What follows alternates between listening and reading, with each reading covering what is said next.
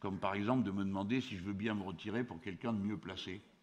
Vous auriez pu me dire, est-ce que vous accepteriez que les autres se retirent pour vous, vu que le mieux placé, c'est moi?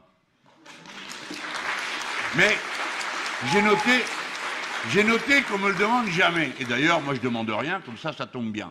Mais c'est pour dire, maintenant je viens sur ma réponse, excusez-moi, je suis un peu long, mais j'ai le goût d'expliquer. Soyons clairs. Nous ne pouvons pas nous entendre. Et si nous nous entendions, nous ferions fuir ceux qui votent pour nous en réfléchissant. Imaginez-moi arrivant la main dans la main avec le candidat du Parti socialiste pour dire, pour finir, on s'est mis d'accord. Pas sur la constituante, ils n'en veulent pas, on va quand même pas se fâcher pour la constituante, M. Mélenchon. Pas pour la proportionnelle, ils n'en veulent pas, quand même pas se fâcher pour un mode électoral. Pas pour, bref, sur rien. Et si je viens vous rencontrer après, supposez que ce soit moi le candidat commun, vous me direz, mais dites donc, vous étiez pour la constituante, vous avez changé d'avis? Non, je n'ai pas changé d'avis, mais ils ne veulent pas, donc laissons ça tomber. Et puis je continuerai sur des sujets stratégiquement centraux. Oui ou non à être membre de l'OTAN? Ce n'est pas une petite question. C'est une alliance militaire qui vous embarque dans des aventures invraisemblables. Alors on s'en fout. On n'en parlera pas parce que sinon ça fâcherait. Et puis comme l'Europe est pour une défense européenne intégrée à l'OTAN, on ne va pas parler de ça. Sinon on va aussi se fâcher sur l'Europe. Donc on parle de rien. Mais qui, vous croyez, qu'on arrivera à duper de cette manière-là? Personne. Les gens sont moins stupides que le croient les états-majors politiques. Ils voient bien qu'il y a un problème. Alors si on peut régler le problème, si on le pouvait, si on avait la possibilité de faire des compromis qui nous fassent avancer dans une direction où, en quelque sorte, on ferait un bout du chemin et pas tout le chemin. Mais moi, je veux bien discuter. Mais on ne me l'a jamais proposé et jamais accepté. Par conséquent, ce qu'on me demande à moi, Mélenchon, représentant d'un courant politique, les Insoumis, et qui avons eu les résultats que vous connaissez, c'est de renoncer à mes idées. Mais je la connais, celle-là, on l'a déjà fait. Ah, si vous parliez moins fort. Ah, si vous faisiez ci. Ah, si vous faisiez là. Bref, si vous n'étiez pas Mélenchon, vous seriez Mélenchon parfait. Si vous n'étiez pas insoumis, ah, quel délice. Soyez moins rustres, soyez moins brutaux. Ça, c'est pour les formes, les apparences. Pourquoi je vous parle de ça? Parce que dans la classe moyenne, dans la petite bourgeoisie, les apparences, la gratification culturelle et sociale, ça compte beaucoup, plus que les contenus politiques. Alors on s'en fout que la répartition capital-travail, comme c'est le cas depuis tant d'années et récemment encore, ce soit toujours plus déséquilibré, on parle d'autre chose. Je ne suis pas d'accord. Donc je ne veux pas mentir aux gens, donc je tiens ma position. Regardez bien, j'ai quand même fait l'effort, par acquis de conscience, de tendre la main. J'ai proposé le Front populaire. Réponse, non, c'est autour du Parti socialiste que doit se faire la coalition majoritaire. Ah bon, et pourquoi? Parce que vous êtes né avec une cuillère d'argent dans la bouche et ça vous donne des droits. Vous ne respectez même pas les autres. Vous ne faites même pas l'effort de me dire, écoutez, bon, on va considérer... Non, ça n'existe pas. C'est moi qui dois baisser les yeux, enlever mon bonnet. Merci, notre bon maître. Vous voulez bien être à nouveau notre bon maître.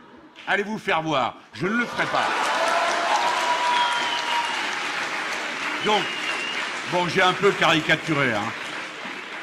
Mais je ne le ferai pas parce que ce n'est pas honnête et on ne convaincrait personne. Et parce que nous avons des défis qui sont fondamentaux. Voilà, le défi de notre relation à la nature. On peut faire tout ce qu'on veut, mais si on ne fait pas de planification écologique, eh bien on ne peut pas transformer l'économie du pays. Alors maintenant, ils en sont d'accord. Ça leur a juste demandé 10 ans. Et pendant 10 ans, on m'a traité d'amis du Gosplan, des brutalités soviétiques et compagnie. Et c'est hier matin que Mme Hidalgo a découvert qu'il fallait planifier. Bah oui, il faut planifier. Toutes les entreprises du monde planifient. Oui, j'ai fait exprès. J'ai fait exprès de choisir le mot planifier. J'ai fait exprès parce que si j'avais dit il faut de la gestion prévisionnelle, à ça j'aurais été bien vu de certains milieux. Je n'aurais d'ailleurs même pas écouté. Mais quand on dit planifier, ça veut dire oui, la puissance publique, sous la forme démocratique à trouver, affirme l'intérêt général en face des intérêts particuliers et au sommet de la hiérarchie des normes. Ça a un sens politique très précis. Et c'est pas pareil que de dire nous allons inciter, encourager, organiser un marché carbone qui fait que les capitalistes, comme ça leur coûterait trop cher, après qu'on leur ait distribué des titres gratuits, se mettraient à les revendre à un prix supérieur, bla bla bla bla bla bla bla, et que donc, sans le dire, on institue une horreur, le prix de la nature, et on donne le droit à ceux qui en ont les moyens de la saccager. Voilà ce que ça veut dire, le marché carbone. Donc, qu'on ne me prenne pas pour un petit garçon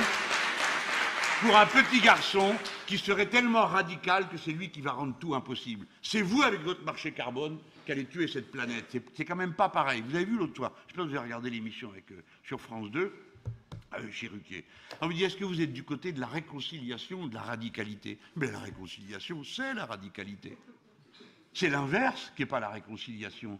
Surexploiter ceux qui n'ont rien, leur refuser de leur donner, ça c'est la violence, c'est pas la réconciliation. À mes yeux.